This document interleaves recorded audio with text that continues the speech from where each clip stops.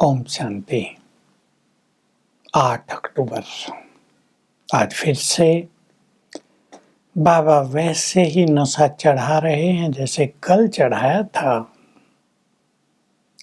भक्ति में ओम नमो शिवाय भक्त गाते रहते हैं, मंत्र जाप करते रहते हैं। शिव को माता पिता भी कहते हैं, बस फर्क इतना ही है कि जानते नहीं हैं। अब तुम शिव के सम्मुख बैठे हो। मैं इस ब्रह्मा के तन में आया हूँ, इस मधुबन में तुम रूहों से बात कर रहा हूँ। तुम्हें भी आत्माभिमानी बना रहा हूँ।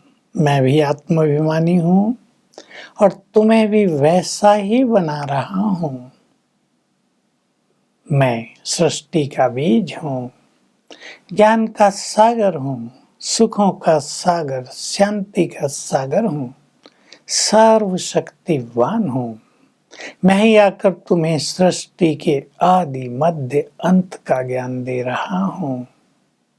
उन्होंने तो दिखा दिया अमरनाथ पर। शिव ने पार्वती को कथा सुनाई, अब एक को कथा सुनाकर क्या करेंगे।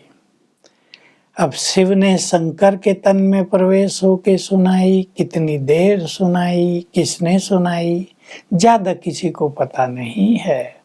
अब मैं तुम्हें आकर ये सत्यनारायण की कथा सुना रहा हूँ। इसे अमरनाथ की कथा भी कहते हैं कि लक्ष्मी नारायण कौन थे। इनका धर्म आदि सनातन देवी देवता धर्म था। तब कोई और धर्म होता ही नहीं। संख्या केवल 9 लाख थी। संपूर्ण सुख शांति थी। तुम विश्व पर राज करते थे, संपूर्ण प्रकृति पर राज करते थे। मैं ये तुम्हें सारे राज बता रहा हूँ। तुम्हें अपार खुशी होनी चाहिए। हम भगवान के सम्मुख बैठे हैं। तुम कहते भी हो बाबा हम आपके बन गए हैं। बच्चे मुरली सुनते हैं, योग लगाते हैं, फिर मिलने के लिए भाग आते हैं। बाप से मिलने की कशिश होती है। तुम भी अगर बहुत खुशी में रहोगे, आत्माभिमानी होकर रहोगे, तो जब तुम किसी को भी ज्ञान दोगे तो उनको भी बहुत कशिश यानी आकर्षण होगी, बहुत प्रभाव उन पर पड़ेगा। तुम्हें अपार खुशी हो। अब बाबा आया है हमें घर ले जाने के लिए। ये दुनिया पूरी हो रही है। बाबा कहते हैं मैं आता ही तब हूँ जब विनाश का समय होता है। तुम मुझे पतित पावन कहते आए, तो मैं तुम्हें पावन बनाने ही तो आता हूँ। पतित बने तो दुखी हो गए हो, मुझे बुलाने लगे। अब मैं तुम्हारे सम्मुख आया हूँ। अब तुम्हें मेरी आज्ञा पर चलकर पावन बनना है। लेकिन मेरे बच्चे बनने के बाद भी कई मेरी आज्ञाओं पर चलना बहुत मुश्किल अनुभव करते हैं। मैं कहता हूँ अब इस पुरानी दुनिया को भूल जाओ। तुम्हें देही अभिमानी बनना है, सोल कॉन्शियस बनना है, तो देह से ममत्व रखते ही क्यों हो। ये दुनिया अभी तुम्हें छोड़नी है क्योंकि ये तो नष्ट होने जा रही है। तो इसको देखते हुए भी नहीं देखो, इसमें ममत्व न रखो। तुम्हें अब अपार खुशी होनी चाहिए। हम बाबा के साथ घर चलेंगे, फिर सुखधाम में आकर राज करेंगे। मैं राज नहीं करूँगा, मैं तुम्हें राज देकर चला जाता हूँ। तो तुम्हें सदा अपार खुशी में रहना है। भगवान स्वयं हमें ज्ञान दे रहे हैं और हमारे लिए स्वर्ग का राज स्थापित कर रहे हैं। तुम्हें ये ज्ञान दूसरों को भी देते चलना है। कई बच्चे कहते हैं बाबा ने ये ज्ञान पहले क्यों नहीं दिया, ज्योति स्वरूप का ज्ञान बाद में क्यों दिया। तो बाबा कहते हैं बच्चे पढ़ाई में स्टेप बाय स्टेप सब कुछ पढ़ाया जाता है ना।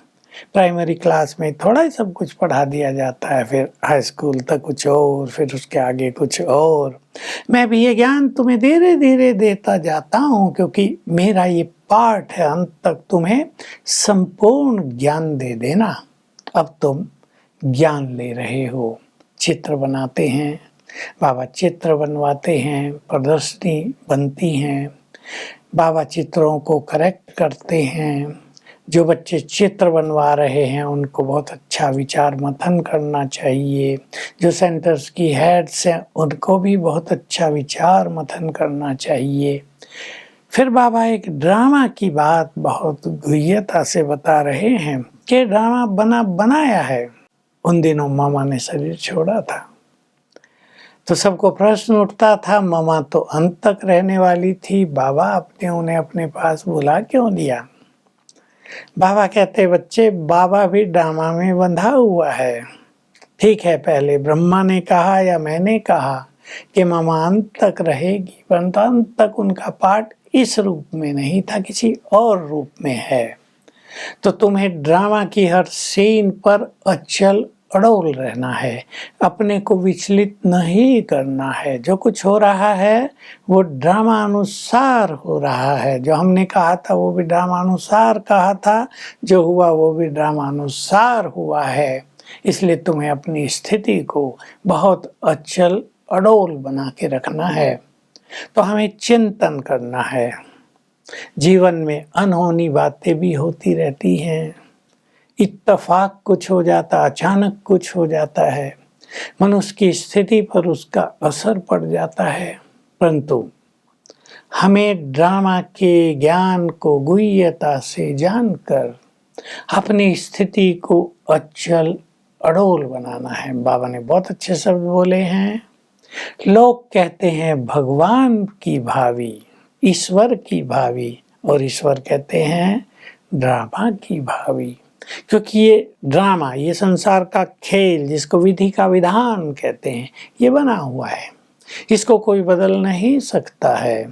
तो हम हर सीन को देखते हुए अपनी स्थिति को ऐसा बनाएं कि हम विचलित न हों, हम अपार खुशी में भी रहें, हम अचल अडोल भी रहें। वरदान है, दाता बनकर हर संकल्प और हर सेकंड देने वाले उदारचित्त और महादानी भव। हम भगवान के बच्चे हैं जो दाता हैं, हमें सबको देते रहना है। देंगे वही जिनके भंडारे भरपूर होंगे। हमें लेने की कोई इच्छा नहीं रहती है और देने से भंडारे और भरपूर होते रहते हैं। तो ज्ञान के खजाने से भरपूर करें, शांति का खजाना, सुखों का खजाना, पवित्रता का खजाना, जो भी हमारे द्वार पर आए वो लेता ही जाए, तो हम भी भरपूर रहेंगे, दूसरे भी सुखी होंगे और हम महादानी बन जाएंगे। स्लोगन है, हर सब्जेक्ट में यदि फुल मार्क्स लेनी है तो गंभीरता का गुण धारण करो। तो गंभीर होकर ही हम अच्छा चिंतन करेंगे, योगी बनेंगे। आज हम अभ्यास करेंगे अशरीरी होने का, आत्माभिमानी होने का, और हर घंटे में एक बार आत्मा के सातों गुणों पर चिंतन करेंगे, स्वीकार करेंगे, मैं ये हूँ, मैं आत्मा स्तन में अवतरित हुई हूँ तो स्तन से न्यारी हूँ। ओम शांति।